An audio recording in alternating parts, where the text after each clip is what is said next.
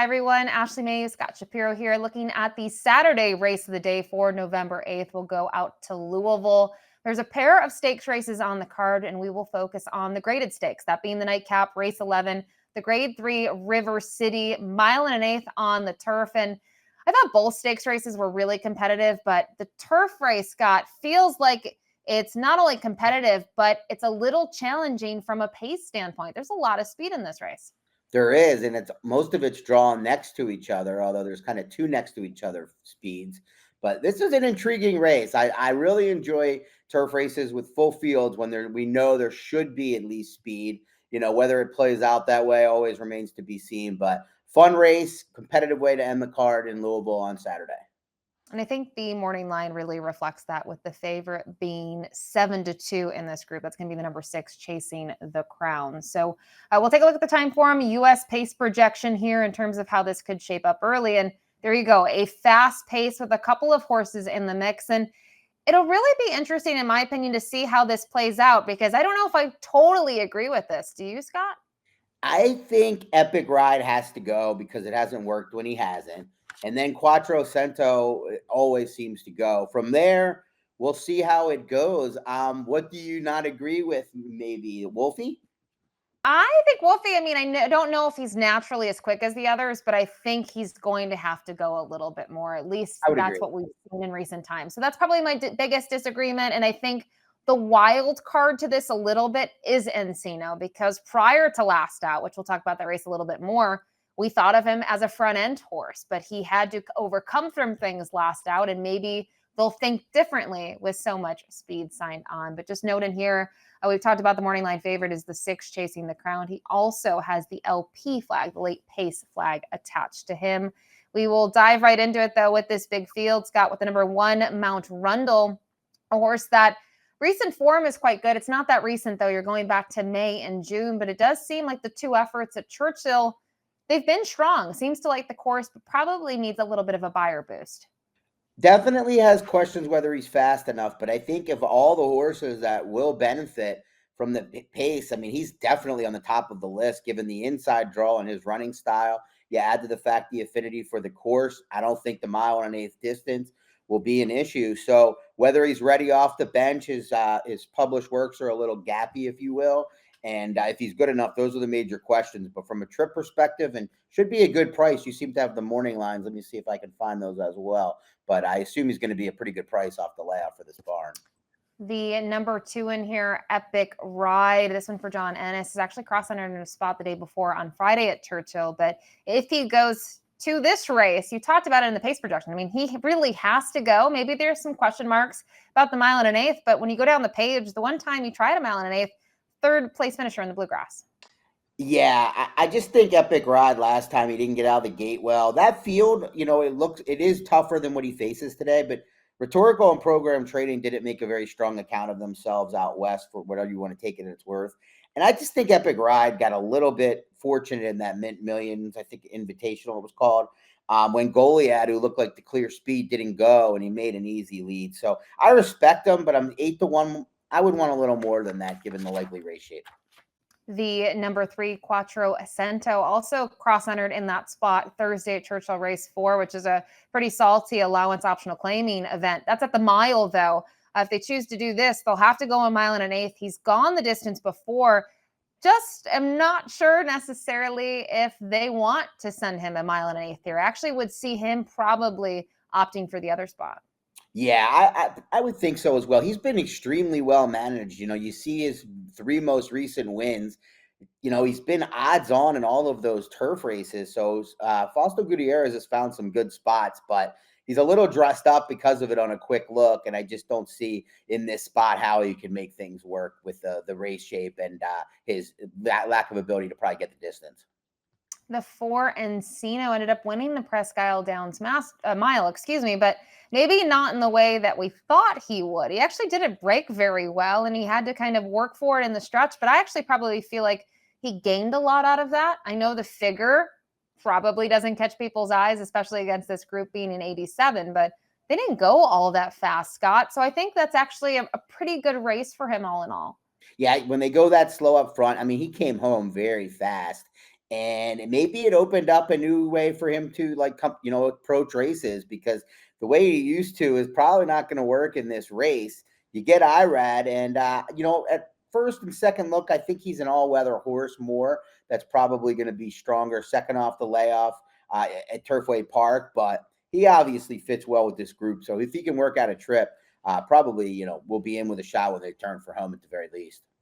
It is worth noting there were 5 scratches in the race. He was the horse to beat. They could not beat him. Just something to maybe factor in when you're looking back at that race in September. The 5, Wolfie's Dynaghost, now in the barn of Brian Lynch. I'll be honest, I've always been a huge fan of this horse. I think got to go back a couple of years, but he ran very well in front of Journeyman in a overnight handicap on Pegasus Day, and that's sort of patted my wallet, Scott, but kind of why I started following him. He's hard not to like.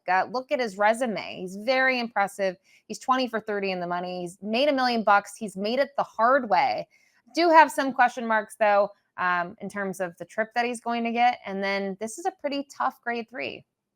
It is. He is a cool horse. He's earned over $1 million, and he's a 7-year-old. I don't know the story. I tried to find out how he's in the Brian Lynch barn now for the first time in his career. But again, like another horse that the trip is the likeliest thing up against him if he is still ready to fire fresh. And obviously he's taking on tougher company. Last 2 races he's been in, he's been well below even money. The number 6, Chasing the Crown. We'll take a look at his most recent effort. We've only seen him twice this year. We saw him in the Pegasus World Cup Turf Invitational, and then we saw him last out at Kentucky Downs in a mile race. And he ends up winning this quite nicely, is able to score by half a length. I think a lot came down to him not only liking this turf course where he had experience before, but really the pace set up for him beautifully. It sure did. The thing is it's probably going to happen once again in here. And with all the inside speed, Tyler Gaffalione aboard this horse, he should get a really good trip in here. Now, if I'm looking in the knock-em, which I'm probably not all that much, but the 1 1/8 could be the one thing that he has to prove himself out. He might be best mile and a 16th, but he's a fresh horse. A lot of these horses have had hard campaigns, including the one we're going to talk about next. And Chasing the Crown hasn't and likes this turf course. So I think he's the likeliest winner in this spot. The 7, Mercante, has been in some tough spots, especially those last 2 grade 2 waters, grade 1 waters last time out, facing the likes of Rhetorical in the turf mile there at Keeneland. And go down the page. I mean, he's obviously run well at Churchill. I wonder a little bit about the 1 1/8. I know they tried the experiment of a 1.5 miles. I think it's the idea, Scott, that you have a horse that likes to go to the lead. Maybe they set soft fractions or they're near it and they can prevail or at least get a piece. But he still needs to convince me a 1 1/8 is what he wants to do. Yeah, and that 1.5 mile race had a big purse worth them taking the chance at Kentucky Downs. I'm a little worried. I mean, this horse has races that beat this field probably, let alone put him in the mix. I'm just a little worried he might be somewhat of a tired horse. He's raced 8 times already. Have we seen his best already, or does he have another big effort in him? And the horse that scares me is the 8, Corruption. Disclaimer, is not going to make my top 4. I'm just going to kind of ruin that surprise now. But the concern is, I think when you look at him at recent times, you start to wonder, do they want to make him a distance horse? And he won the race 2 back at 1 3/8, 1.5 miles last time out. He was 3rd best, but look who he faced in there, especially, Tawny Port comes back to race at Del Mar and all of that. He's a little sneaky, I think, cutting back to 1 1/8, especially with his running style. I think he's got talent. He got good down at Gulfstream against lesser competition. I wish I claimed him for $35K way back then. But I think, the thing for him, again, is he likes to be forward. His best races has been. So what is the trip that wins him this race? But from a talent perspective, I think he fits. He comes in pretty fresh. So if he can relax and like next to kind of Chasing the Crown, or maybe probably a little closer than that, maybe next to Mercante and not lose a lot of ground, I think he's in with a shot. I did pick him in my top 4, but wasn't able to put him on top. Take a look at the 9 in here now for Steve Asmussen. 1 for 7 locally at Churchill. And I think Lagnos has maybe made his claim to fame, I guess, as being the Kentucky Downs horse. And that was what we saw on full display 2 back, a career best buyer of a 104. I think he ran fine next time out at Kentucky Downs. In terms of trip, I actually think he's probably shuffled a little further back from the start than he wanted, but I don't know what to do with him here at Churchill. I think if you like him, you probably have to demand some value. I would agree with that. I don't think he's any sort of standout at any level. Maybe a mile and an eighth, a little bit too sharp. But the way I look at this horse, you nailed it. He made a lot of money at Kentucky Downs, whether he ran great in both of them or in some of them, but made a lot of money in those two starts. He is freshened up, but that clearly was where they were pointing. We will move on to the 10 here. English Channel for Wayne Catalano. We'll take a look at the most recent performance. It came at Keeneland. It was going a mile and a 16th. And I know it wasn't necessarily a stakes race, Scott, but you start to look at some of the names in here. Cameo Performance, who is graded stakes place, a stakes winner. Even Yinzer has, had some good races here and there, especially at Ellis this summer. And I think the way that English Channel wins this, I liked this trip from this horse. And I think from a tactical standpoint, this could be the right trip. Maybe a little bit of too deep of waters here for him, but I think his last out was good. I would like him more if he was inside a little more. Now, Jareth Loveberry, who will ride him, rode him in the past down at Fairgrounds, hasn't since. I think one of the more underrated riders, specifically on turf, that we have here in the States. And, I think this horse could be an up-and-comer. That outside post is going to really make it difficult on the class hike. The 11 Tappet shoes here for Ed Mosier Jr., fourth behind Encino last time out at Presque Isle. Prior to that, you can see they tried Ellis Park going a mile and a quarter. They tried the Tappet at Kentucky Downs. I feel like at his best, maybe he gets a piece, but I just really don't trust him, especially looking at the common names that he's faced before. This was a horse that was one of a very pricey yearling Keeneland purchase, I believe, for the Brad Cox in one of his big groups. Didn't really make it on the Derby trail. Has kind of resurrected himself, to say the least, here on the turf, but hasn't been a part of the career year for Ed Mosier Jr. When he has been hot, I don't expect him to have much of a chance, especially with that outside draw. In the 12, Taking Candy going around out the field, the 5-year-old son of Twirling Candy, trained by Cherie DeVoe.